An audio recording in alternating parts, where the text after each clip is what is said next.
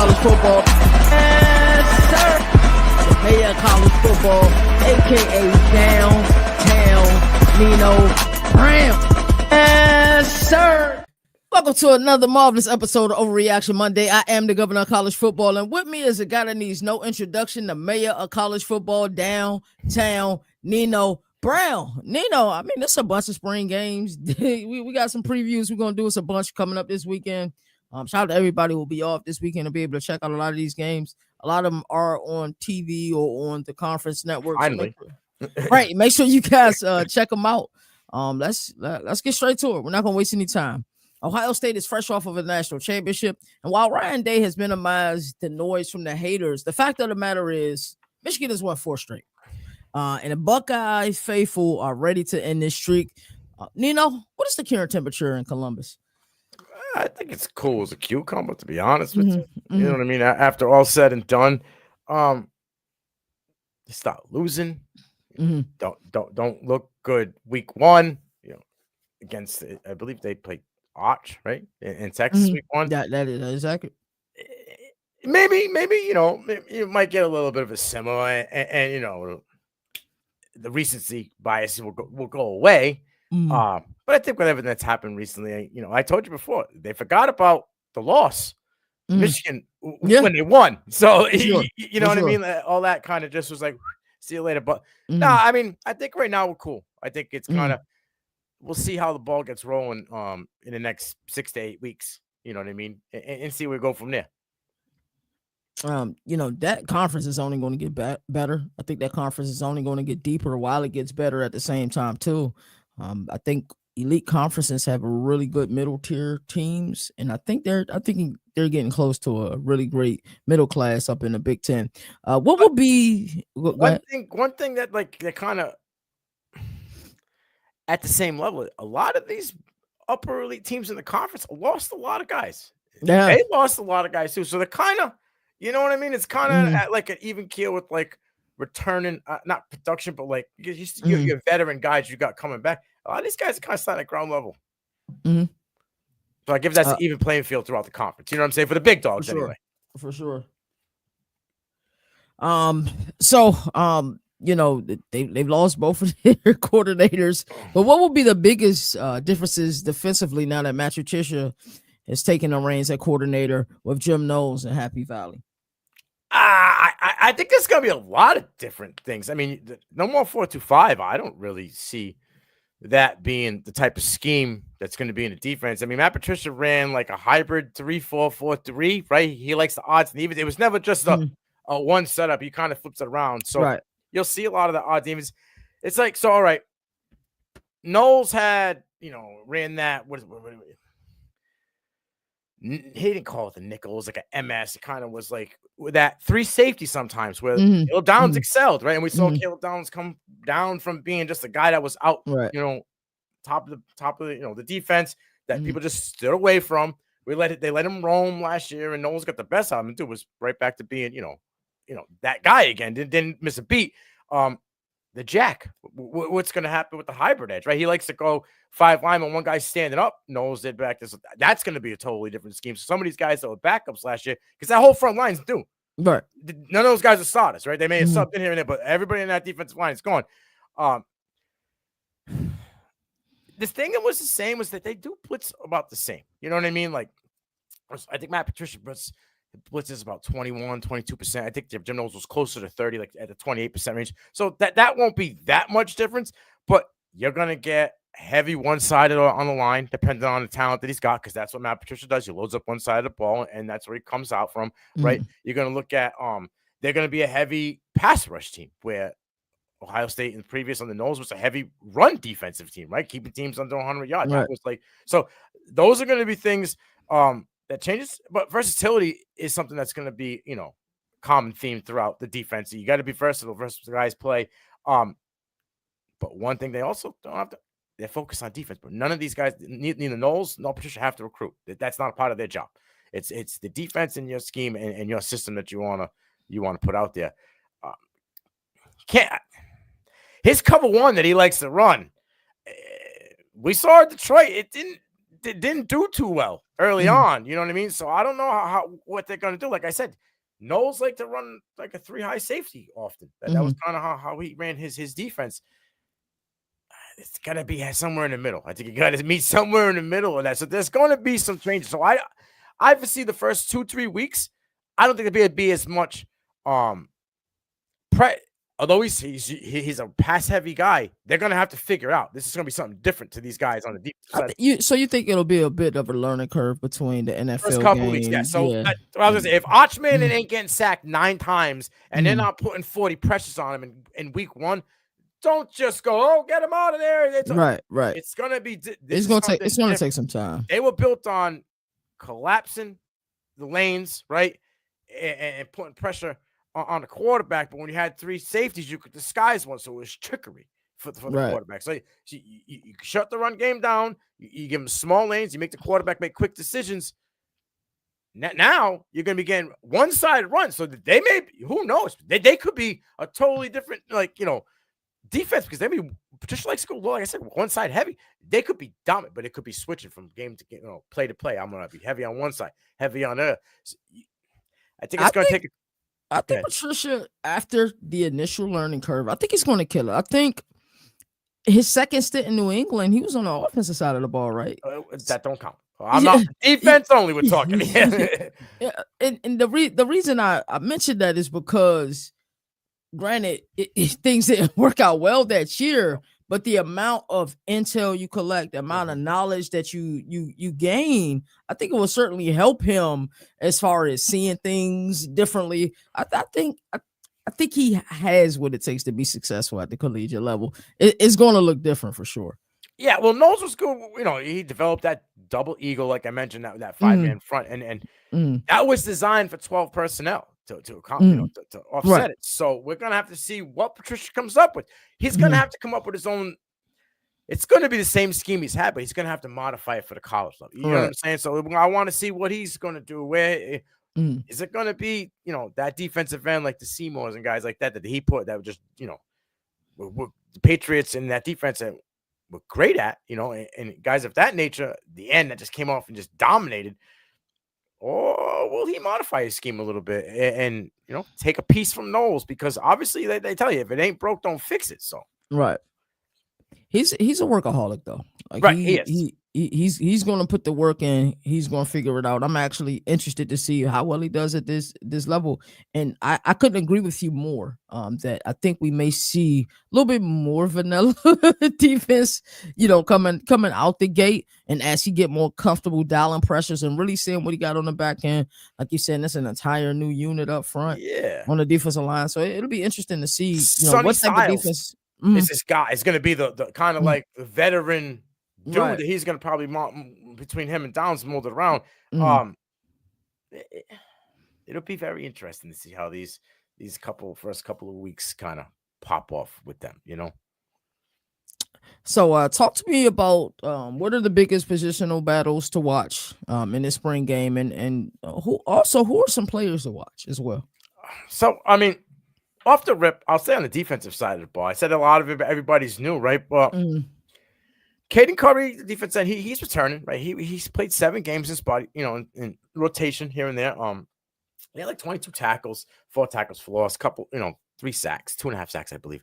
But there's a guy coming in, low school, but numbers eerily similar in a smaller amount of games, and that's Logan George. From what I'm hearing, this is a battle that kind of could go right down to the end of camp on who gets the nod here. I mean, this guy played 3 games and had almost the same amount of numbers as Curry did. He had 14 tackles, 8 solo, 4 tackles for loss, and 2 sacks. So the numbers are almost identical in less than half the game. So they saw something there. Ohio State went out and got a guy from Idaho State. You know what I mean? Like, so I think this could be a battle that goes right down to the wire.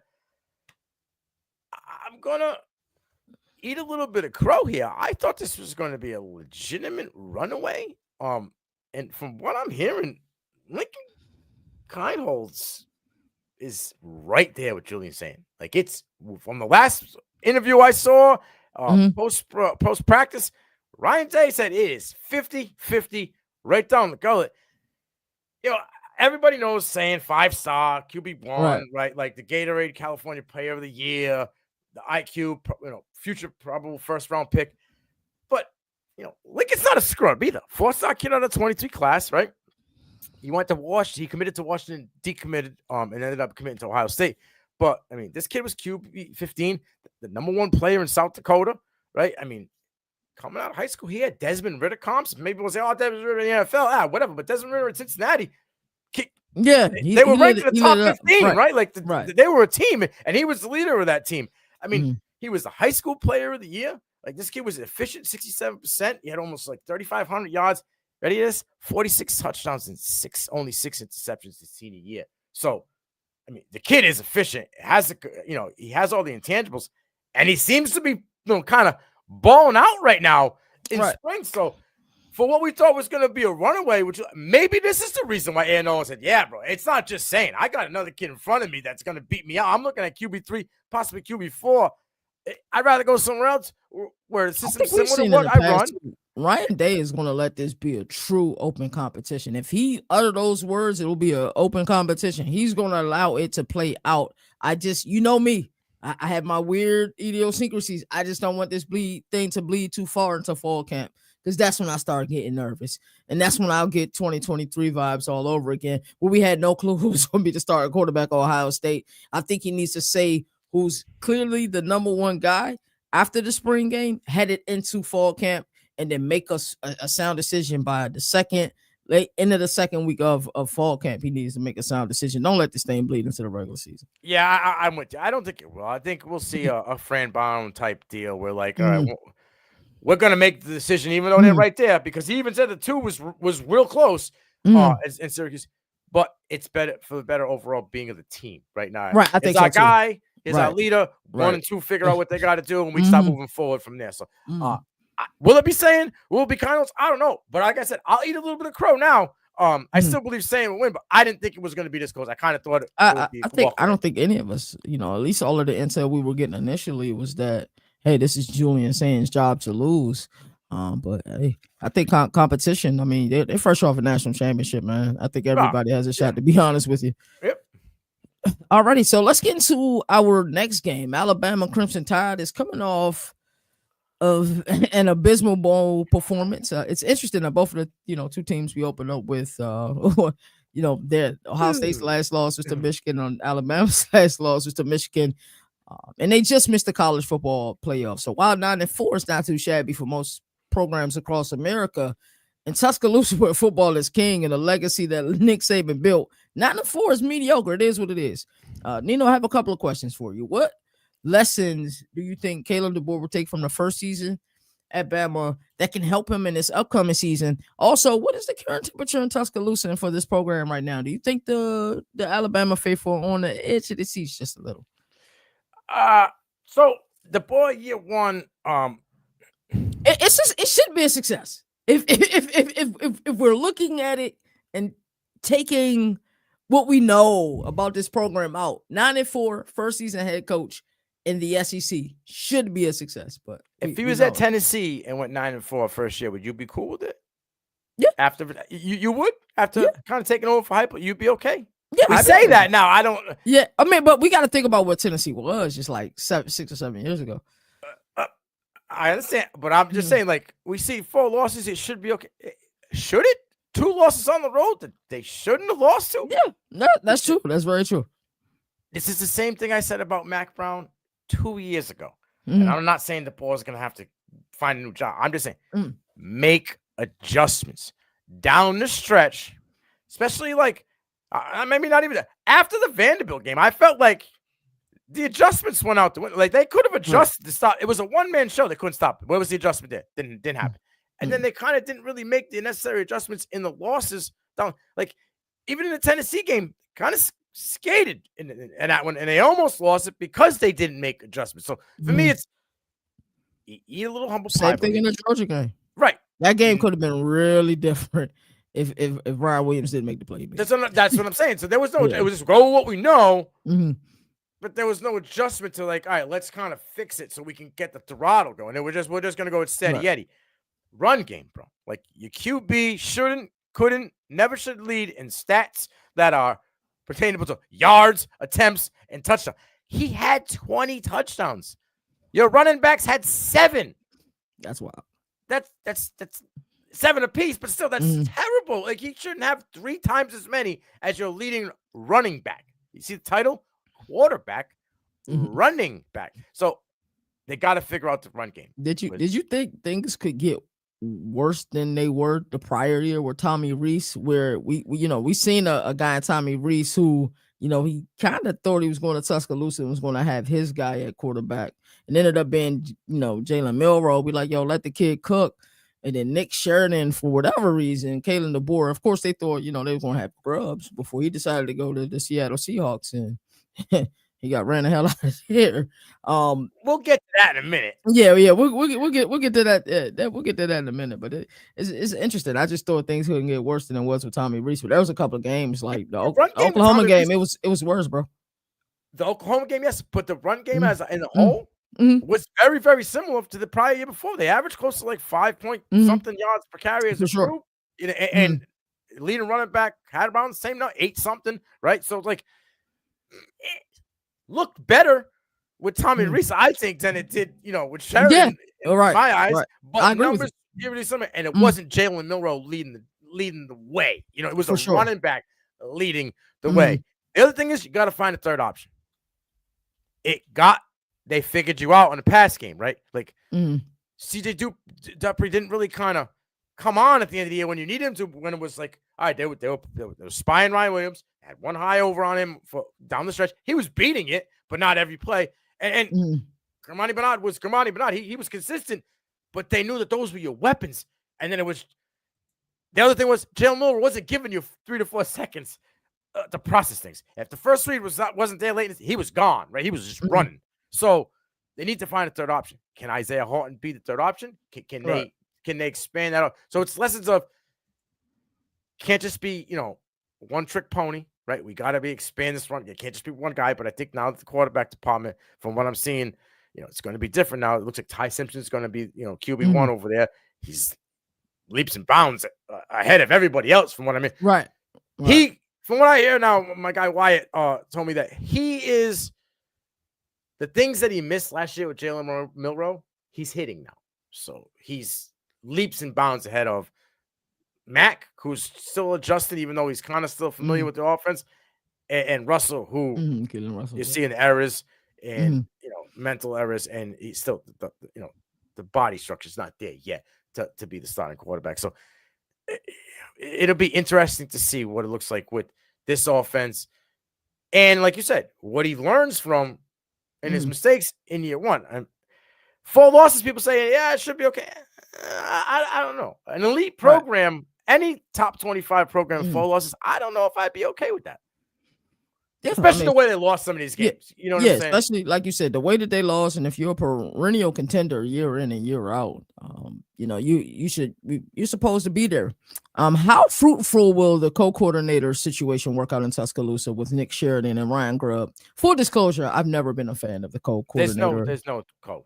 I found out today there's no co. There's no co. Okay. He's a quarterback coach, and that is his angle. Sheridan just so Grubb is calling the plays 100%. Ryan Grubb is the dude. Because I think when the news was first announced, they were going to do some co. I'm not a fan of co anything. Yeah, MVPs like choose one, pick a side, and we see a lot of programs from co-offensive coordinators, co-defense coordinators. I'm not a fan of it. So when it comes to Ryan Grubb, we kind of talked about him a little bit. He cut the shit end of a stick, dude. I don't know what happened out there, but when you have the 5th best passing offense in the NFL, right? 5th best efficient passing offense, almost 70% completion as passing offense. You had the 6th most first down. They knew how to move the ball, right? So like, he was good all the way around pass. Now running the ball, they were terrible. Middle of the pack at best, or yards total, they had 1,600 yards, so they were 5th worst in the league. But when it came to passing offense, what he was known for in Washington, he did that in the NFL. I don't know what happened. I think they went their own way. Everybody left, and Carroll was gone. Obviously they traded Geno. They were going to go their own route, so they cleaned house beforehand, and he was the guy who got the shit on the stick there. But I think he can help Alabama passing offense that was 7th in the SEC in yards, right? They were 5th in total points in the SEC. We're used to Alabama being 1-2, right? For sure. And usually not 2, right? So I think what he's going to bring back, plus comfortability. He's got his Robin to his Batman, right? Like, for sure. You know what I mean? And from what I hear again from my guy Wyatt, Grubb is okay with being bad cop. So Kalen DeBoer is good cop. Ryan Grubb's bad cop, right? And that's how it worked in Washington. And I think that's how it's going to work here in Alabama. Something last year made him say, no, I don't want to be here for year 1. Something doesn't feel right. Because he was on board, and then he left. Like, in the middle of the night, took the Seattle job, right? He came over with him and then scooted, what was it, like a week? He was there for like a week and then went to Seattle. So something happened. Obviously, he lost his job. That changes things. You know what I mean? But, yeah, no one-man show. Okay. And I think you're going to, if Isaiah Horton can be what we think he can be coming out of Miami, they have three options in an offense that likes to spread the ball with a quarterback that has a big arm, right? Out of all the quarterbacks in that room, he has the bigger arm. He's the more of a quote-unquote pocket passer, I would say, out of all 3 of those guys, right? So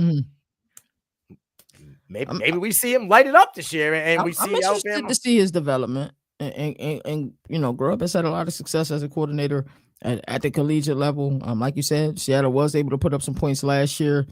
To be completely transparent, what I did see of Ty Simpson, it wasn't in 2023. 2 games. It was a really small sample size, but I did not like what but that's also always be honest. I didn't like in 2 years, right, for sure.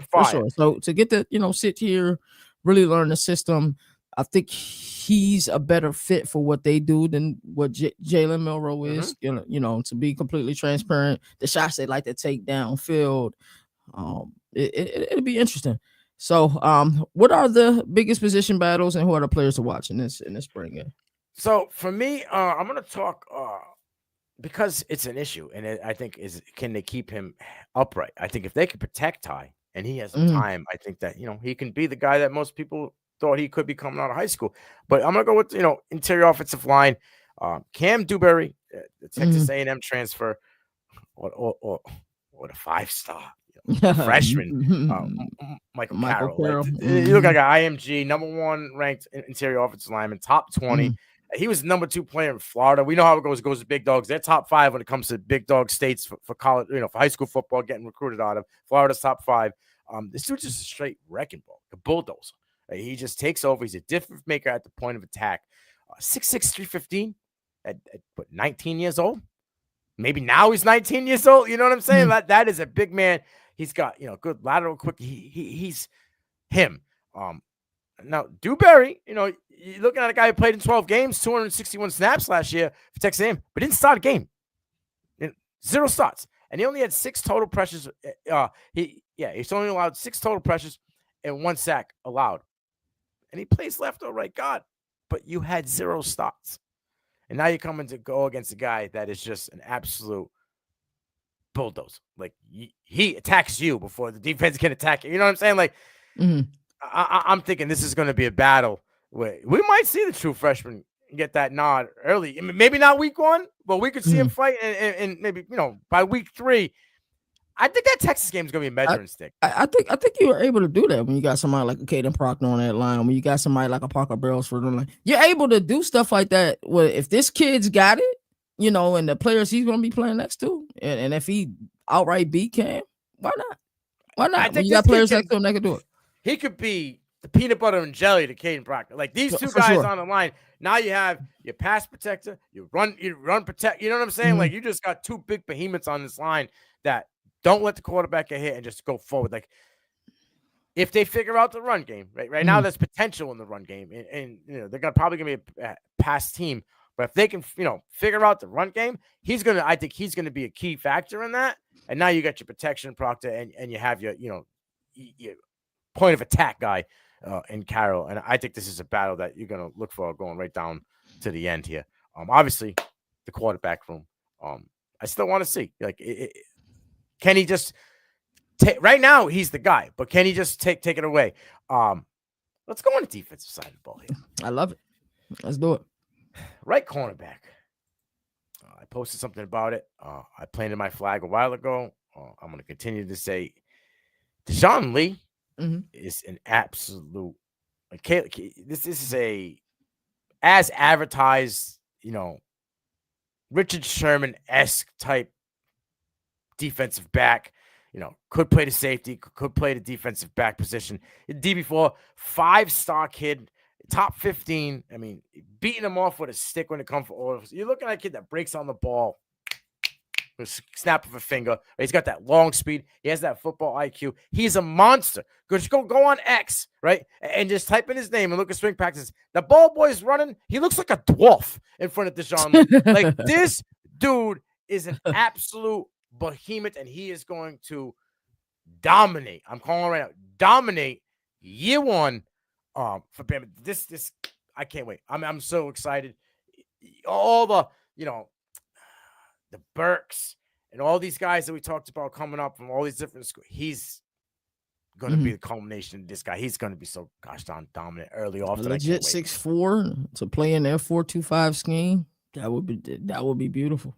Bro, when he breaks out of a back pedal, smooth at that size, like that's crazy. Try playing physical with him. Go ahead. I would like you to, because you're going to be on your ass. I mean, this kid, and then if they get they get him on a clean hit and you ain't seeing him, ooh, woo, you'd be coming up looking out your ear hole. So I think this kid, you're going to hear a lot of Lee early and often for Alabama. I think there's a chance that he's your starting right cornerback.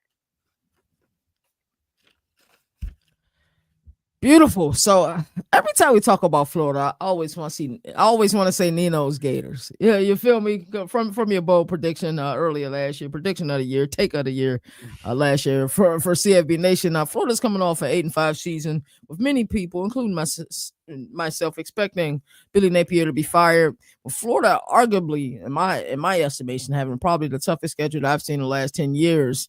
DJ Lagway looks to be Florida's next dynamite player at the helm, and Billy Napier has once again another stud recruiting cycle in 2025. Is looking to be a breakout year for the Gators. What's the current temperature in Gainesville? Simmer. And the reason why I say that is because DJ Lagway's practicing, not throwing. I don't know if my guy Billy Napier's, taking some, ayahuasca and doing some holistic approach here to how they want to put freaking Lagway to come back. But I know he had the injury and everything, but this is not a major concern, right? Because it's still very early. But this is something that I was hoping will kind of pass at this point. Right, for sure. I was hoping that he doesn't have to be out there. I know he's – so from what I read and seen, up until last Monday or Tuesday, he wasn't really doing much. Just kind of sideline. As of Monday and Tuesday, he was behind. Whatever was going on, he was in the back with Billy running. Sure. Billy was asking what play was being run, telling him what play was run, like going through the motions, but not actually being QB1. Whatever, I guess getting familiar with cadence and all that stuff is cool. I want to see him throw the ball around. I need this wide receiver. You just need that. You need that confirmation. Yeah, he's healthy as it pertains to Florida and as it pertains to DJ Lagway. Yeah, you just want to make sure he looks good. So when do you start getting word if the fall camp opens up and it's still more? He's not throwing. If the throwing process gets delayed and keeps getting pushed back and back, then I start to get worried. Like fall camp opens up when? It's typically the last week of July, first week of August. Yeah, I mean, my man's not throwing by end of May, middle of May. Right. I got a problem. Right. What's really going on? Yeah, what's the deal? Is it that bad? Because if it's that bad, shut him the fuck down. Shirt him. Go take care of it. And let's go forward. You know what I mean? Let's not play games. So because you have a room, right? You have Aiden Warner, right? And you have Harrison Bailey who come over from I believe it was Louisville, and then you got the transfer, right? The 5-star or 4-star, I believe. Tramel Jones, you got him to decommit from Florida State and come over to Florida. So like you have dudes. So is he in a hot seat? No, I don't think so. Top 7, top 5 in back-to-back years, winning as many games as he did last year when nobody thought he could. 8 games. He's cool. I think he bought himself another year at least. You know what I mean? They win 4 games. You might as well light the outhouse on fire. Right. You know what I mean? If they win 4 games and DJ don't play, I think we're having the same conversation we talked about last year. That's crazy. if that would be the I'll same stick to that shit like Elvis, bro. Billy Napier and DJ Lagway are tied together. If Billy goes, DJ goes. That's the way I feel. I feel like Billy has his seat confirmed until DJ either goes on to the next level or goes to a different school, and he might go with Billy. I agree, 100%. So let's move on. Let's talk about what are the position battles that you're paying attention to, and who are the players to watch. So Florida's got Badgers going, but we have Eugene Wilson, and I think Eugene Wilson is the guy. But I want to see in this position battles here which freshman wide receiver. You know what I mean? So you have Nashawn Montgomery, 4-star, right? 23, wide receiver 23 in his class. This dude had 55 offers. I mean, almost every school in the country was throwing an offer at this kid, right? 6'1", 165, top 25 in Florida. Killing it right now. I'm hearing all good things. Vermal Brown, the third, 5-star, right? Wide receiver 6. This kid, slot killer, like yak monster. It's the after the catch open fieldness that he brings. Can he be the guy? Or I call him the discounted, Family Dollar / Dollar General version of Decorian Moore, Dallas Wilson. All right. He's a 4-star, 6'3", 205. You hear that? 6'3", 205 is an 18-year-old kid, right? That's crazy. This is a boy that ain't afraid of contact. And the numbers don't jump off the screen to you. I only had 40 receptions for 677, 9 touchdowns. But I'm going to tell you, you can run 100 meter in just under 11 seconds. Got that speed at that size, right? Contested catch guy, works the boundary. He's physical. I'm telling you, I love Decorian Moore. And I think Decorian Moore may have a Ryan Williams, Jeremiah Smith year out in Eugene. I said that to you before. Yeah.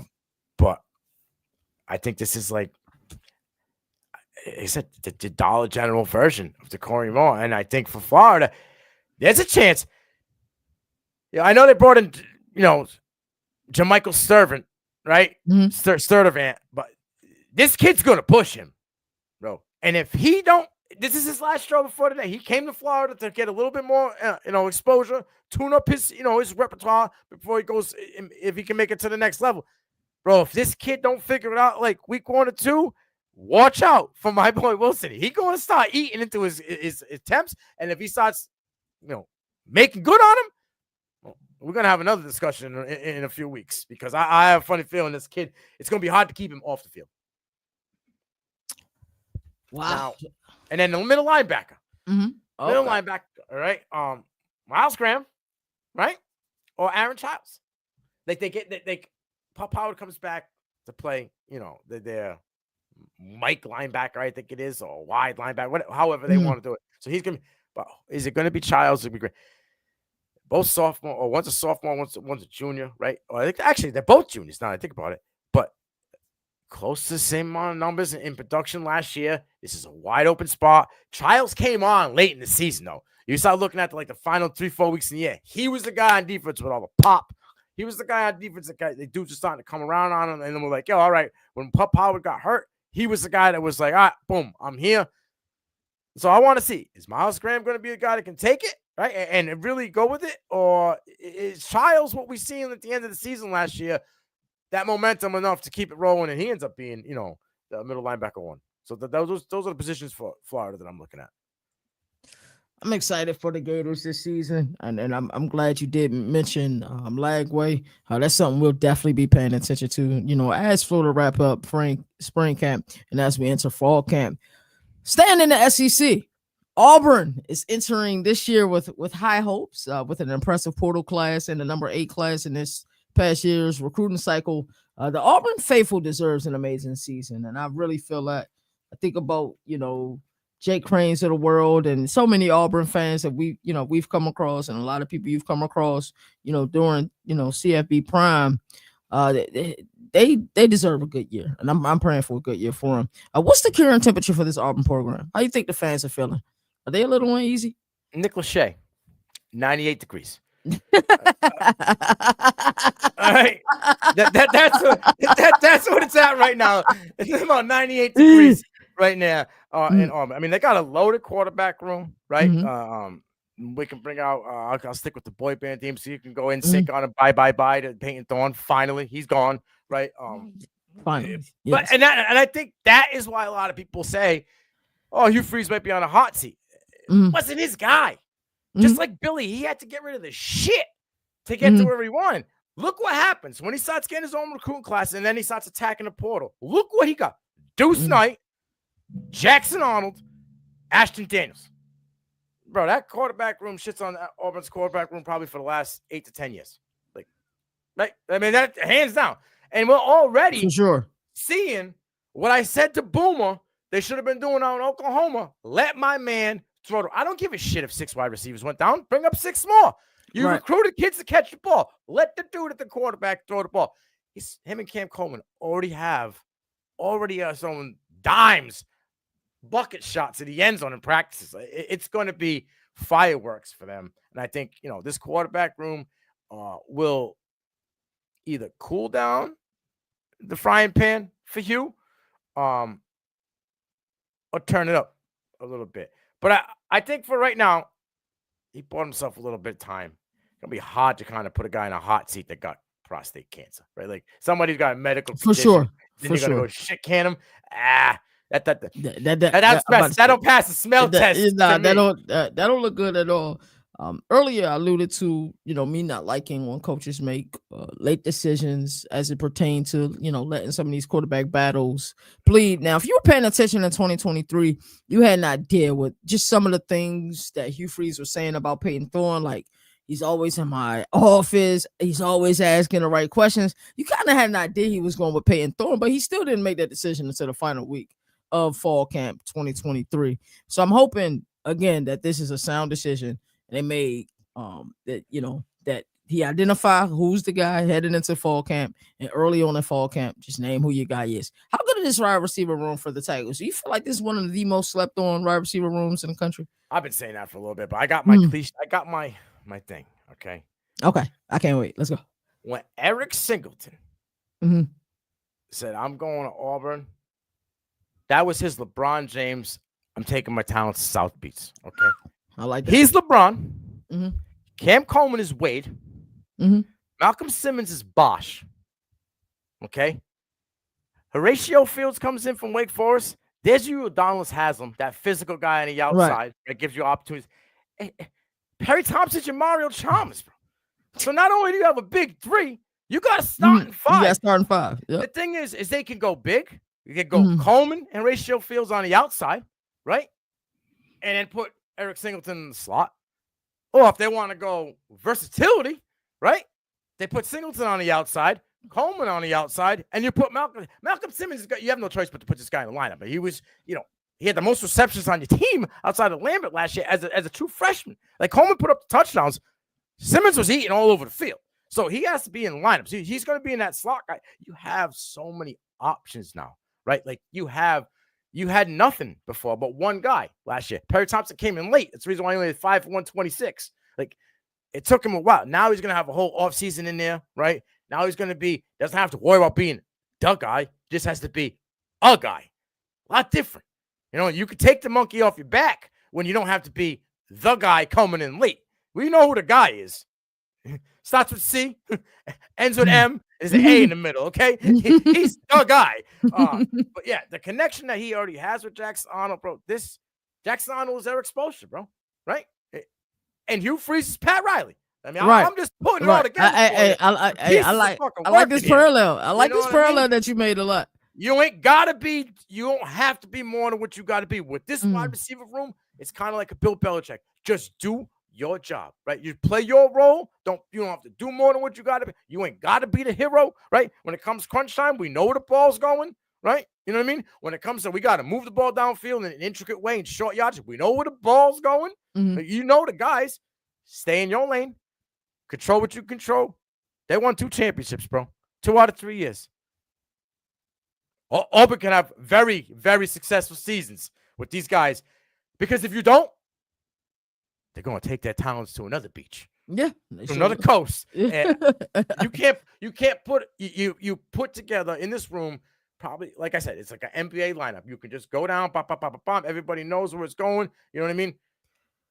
They got their big three. I think when Singleton said he was going there, he kind of just summed this all up and was like, all right, I'm cool. And then, like I said, all right, Fisher feels I'll go there. I ain't got to be the dude. It took me a little bit to break out. I'll be that physical guy on the outside. Cool. Right. They have he could be the enforcer. I think Eric Singleton is a name that, of course, if you follow the sport, you watch the sport, but if Georgia Tech, their head coach Brent Key he's an offensive lineman. He's such a run the ball guy that Eric Singleton made the most of his opportunities to have over 100 catches the last 2 years with a program who runs the ball, whether it's with the quarterback, with the wide receivers, or with the running back. For him to have over 100, 10 plus catches the last 2 seasons is incredible because he was with that program. I think we're going to see him hit the scene, and with the weapons around him, you're going to have to pick your poison when you play this Auburn team.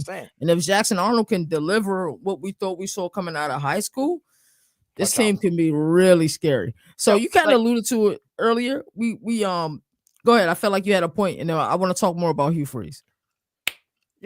Eric Singleton probably ran cross country. How much he was in motion last year? Right, right. For sure, they run a lot of motions. And then they had a running back in Haynes that they put in the slot. I couldn't figure out what was going on. You had a slot. You got a guy you could put in the slot. You had him in motion going everywhere, and then you put your running back in the slot, and we're using your guy to run the ball. It was like so stupid what they were doing last year. I don't understand it. Yeah, it was crazy. So you talked about Hugh Freeze a little bit and how you think that he shouldn't be on the hot seat, especially with Hugh Strong, of course. Cancer sucks, but if this is a mediocre year, what they went 2-6 in the SEC this past season, he's 5-11 in the SEC in 2 years, bro. Yeah, 2 years. So I can deal with the 11-14. That ain't bad. But 5-11 in your conference sucks, bro. Right. So what do you think is like, okay, the boosters are going to get tired of it. The athletic directors are going to get tired of it. What do you need to see from this team this year? The pieces are in place. The roster construction, he's been able to do a damn good job of constructing this roster. What did you think is his minimum win threshold, that if he hits this, he's okay? But 7. If he doesn't hit that number, 7? 7. You go more than one more than bowl eligible. For sure. One more than what you've won since you've been there, right? And it's showing me we're going in the right direction. I think they can win more than 7, to be totally honest with you. For sure. But I think 7 to 8 is okay with what they're all right. You gotta look back. He won 8 games 3 times out of the 4 years he was in Liberty. And then 1 year he won 10. That's like his number. You know what I mean? Like 8 wins. So you can't expect him to go from winning 8 at Liberty to all of a sudden I'm going to win 12 at SEC. Right. So I think 7 to 8 is okay in a bowl game with a dub, bro. Like you get blown out in a bowl game. Here's the thing: you get hired, right? When they bring you, they call you up. Hey, listen, Hugh, come to the Auburn Tigers family barbecue. Okay, we're going to talk. Maybe we'll talk. Numbers, contracts. Right then, the grill and the coals are hot. It's on. They're not blazing. It's just red. You want to throw a steak on? Sure, chilling. They don't do well. They look like they're dysfunctional early on. Like, we're not seeing the progression we want in Jackson Arnold.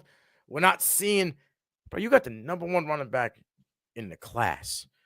The only running back in Alabama fucking history to rush for 10,000 yards. All right. The dude had 202 total fucking touchdowns in high school. Alvin Henderson, you got a guy. Like, I know they got, Alston, and this is one of the battles I want to kind of talk about. Alston and Cobb, and then the kid from UConn and Darrell Robinson.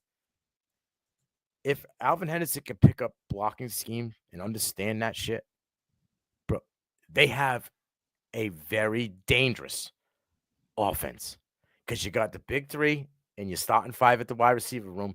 You have a very competent dual threat quarterback with a big arm.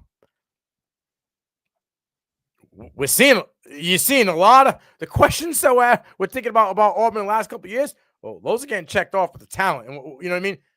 If they can if Alvin Henderson brings another element to that, a power run game on top of this, if he can figure out blocking, I think he gets his way on the field. I know Darrell Robinson's coming in from UConn. You know, the guy had almost 800 yards last year for UConn, but it's UConn. You want to talk about a guy at UConn or the kid that just rushed for the most yards in Alabama high school history? That's built like a brick shit house.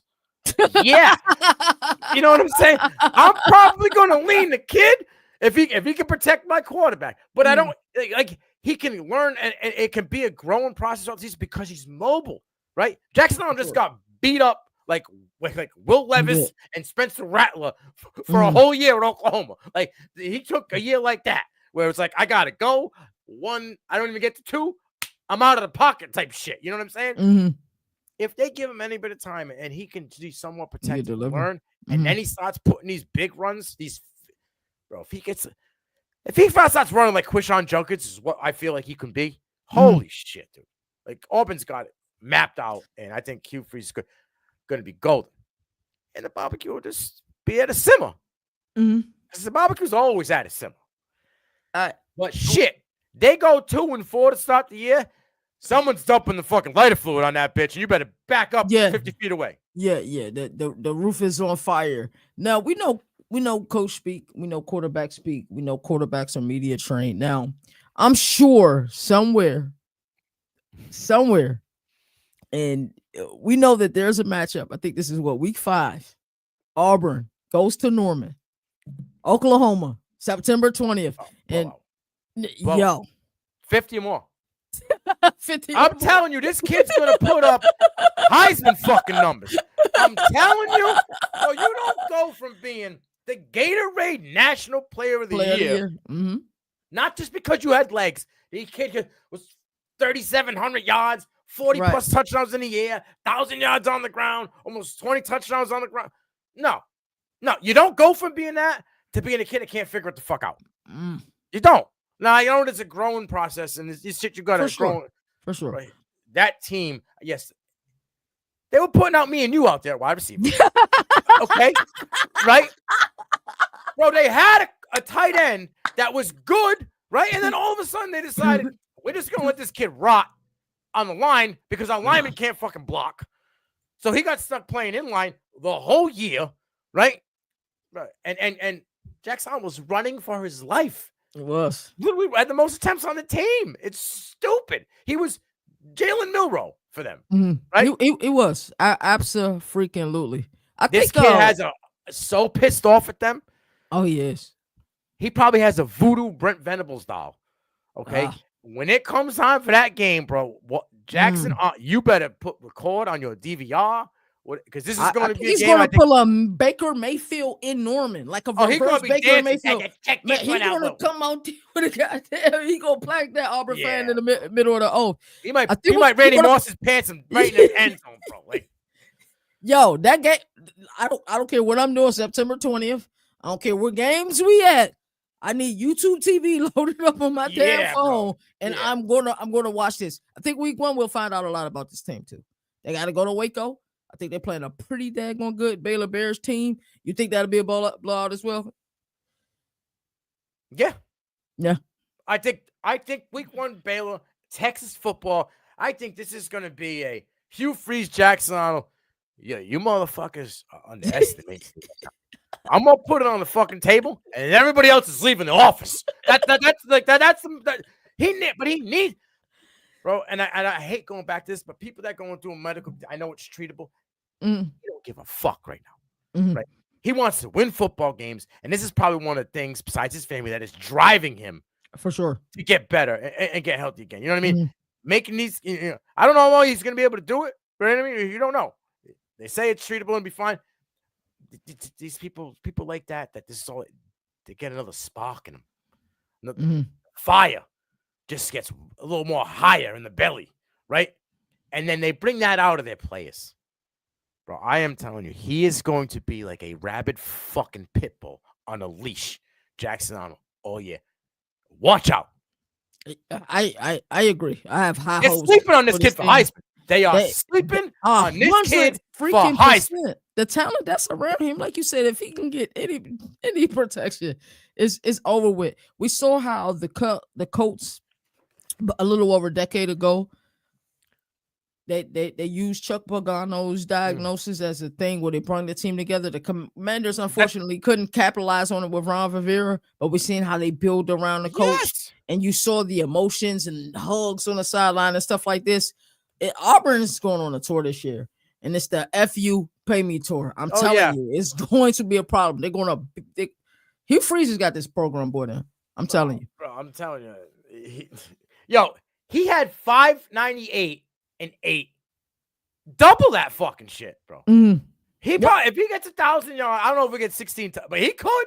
He could. Jeremiah Smith went buck wild, right? Like, bro, I tell you, people, I don't know why they ain't putting him in the same box. He should be right up there. It's team success. I don't think people realize like he had a touchdown every 4 catches last year. I don't think people realize that. And it was like dynamic catches. Right. Like, with Peyton Thorne at the helm. No disrespect. Ball was overthrown twice. He was full body extension for like 40-yard touchdowns. You remember how unwatchable the Arkansas Auburn game was last year? Bro, the first 2 quarters, damn near fell asleep. Like, what was going on? Bro, it was Arkansas for like the first 8 minutes. I'm like, okay, this is terrible. Then Auburn decided to figure it out for a little bit. Right.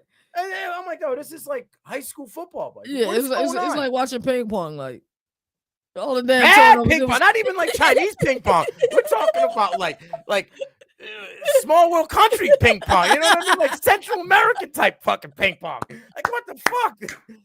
It's crazy. And like he's got like yo, Hugh Freeze. Like he said, Casey Thompson and Peyton Thorne. Come on, bro. Casey Thompson played for 27 teams in 9 years of college football, right? And Peyton Thorne was throwing on Hugh Freeze side. I said from the day he got there. Right? Nobody wanted Peyton Thorne. The only reason why he ended up at Auburn is because they had a void and he was left on the market. That's it. We kicked the tires on this guy. That's what Peyton Thorne to Auburn felt like. And I didn't think we'll get a second year of it. That was probably the biggest shocker to me. I think it was because he didn't want to go that round again. Right. You know what I mean? And I honestly thought that one of the kids coming in could have pushed him. Right. But not enough where the experience, the veteran leadership, where he's also they won 5 with Thorne. Had they put the kid in, what they win 2? He probably was gone. You know what I'm saying? He knew. For sure. They're not stupid. Yeah. It's still, so, but that also made his guys leave because they weren't getting time, seeing that the shitbox kid in front of them wasn't very good. We remember the show that Cam Coleman put on last year for Auburn's A-Day. I'm excited to see what they put on this year. And, it's been a fun episode, bro. It's always like riding a bike. I never feel like it's a show. I always feel like it's just 2 guys talking about the sport that they love. Tell everybody what you've been working on recently. Well, I got, your draft countdown is dope as hell. I do love that. Oh, it's coming back. There was a week or 2 off. We're back. We'll be back this week. Finished up that defensive side of the ball. I got the Beantown Brew coming, right? I can't wait for that. Debbie Donald's coming out tomorrow. We'll be talking Arizona State wide receiver, freshman Corey Butler Jr. And then the following week after that, I believe it is Davion Goyce, the running back for UNC. I call him Baby Amari in Hampton, bro. Like he checks a couple of boxes that Hampton checks. Not all of them, but we were also talking about a kid with not much running time, not much experience, but now he got a chance to kind of take over. So we're just diving deep. I got to get them a little bit about your. You got a new metric that's coming. No, I'm not ready. Not yet. We got to sauce that up. We got it. Yeah, we do got to sauce that. I can't wait. It will be the elite metric as it pertains to the Heisman, future Heisman's, future NFL draft picks. This metric that Nino has been working on for a couple of years is going to take the industry by storm. I think I can get one more year's grouping in there before we drop it. I can't wait for it. I want to put one more in there. I want to see how it all folds out. You know what I'm saying? Because then we'll do a kind of a 3-year run on where we're at, and then we'll see. One stop day more, and those guys cut it. Hey, man, as always, man, thank you for everybody who tuned into the show. We definitely had some people in here today. Shout out to East Coast Gridiron. He's always doing his thing. Make sure y'all follow him and his team and the content that they do. I love it over there. As I always like to say, there are no more victories in the sport that survive and advance. That's why college football has the greatest regular season. And until next time, you already know what it is. Yes, sir. Yes, sir. Today I am the governor of college football. Yes, sir. The mayor of college football, a.k.a. Down.